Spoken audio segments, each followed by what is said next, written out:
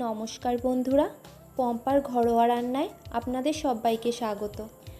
আজ বানাবো আলু দিয়ে মুরগির মাংসের পাতলা ঝোল। তার জন্যে আমি এখানে 500 গ্রাম মুরগির মাংস নিয়ে নিয়েছি। দুটো বড় সাইজের আলু 4 টুকরো করে কেটে নিয়েছি। 1 চামচ আদা বাটা, 1 চামচ রসুন বাটা, 1 চামচ কাঁচা পাকা লঙ্কা বাটা, একটা বড় সাইজের কুচানো পেঁয়াজ, একটা মিডিয়াম সাইজের টমেটো কুচি, 1 চামচ জিরে গুঁড়ো, 1 চামচ ধনে গুঁড়ো, 1 চামচ শুকনো লঙ্কা গুঁড়ো, পরিমাণ মতন হলুদ, স্বাদ মতন নুন ও 2 চামচ সর্ষের তেল।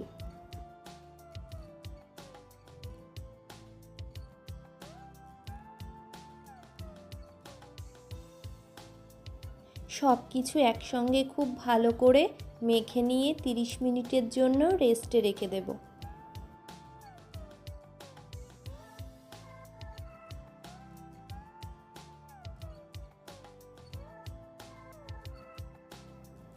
এবার একটা কড়াই গরম করে কড়াইতে দিয়ে দেব সর্ষের তেল। তেলটা গরম হয়ে গেলে ফোড়নে দেব একটা তেজপাতা, একটা এলাচ, 2টো লবঙ্গ, 1 টুকরো দারচিনি ও 1/2 চামচ গোটা জিরে। ফোড়নটা 30 সেকেন্ড মতন ভেজে নিয়ে দিয়ে দেব ম্যারিনেট করে রাখা মুরগির মাংস।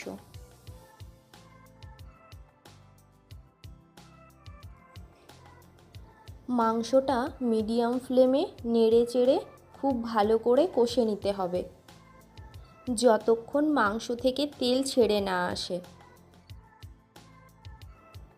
আমি এখানে প্রায় 15 মিনিট মতন মাংসটা ভালো করে কষিয়ে নিয়েছি।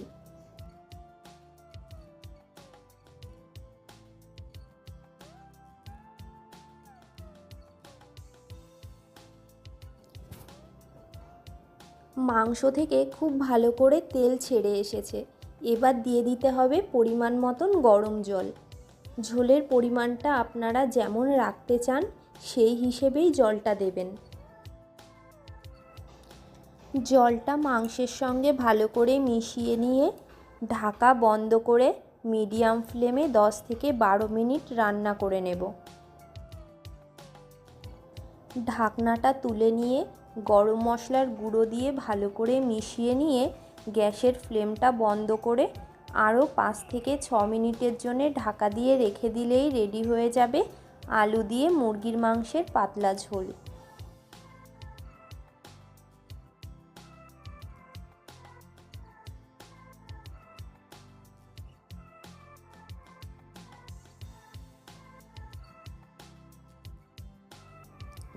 ভিডিওটা কেমন লাগলো অবশ্যই কমেন্ট করে জানাবেন।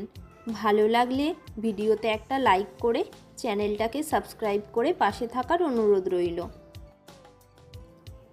দেখা হবে অন্য কোনো রান্নার রেসিপি নিয়ে। ভালো থাকবেন, সুস্থ থাকবেন।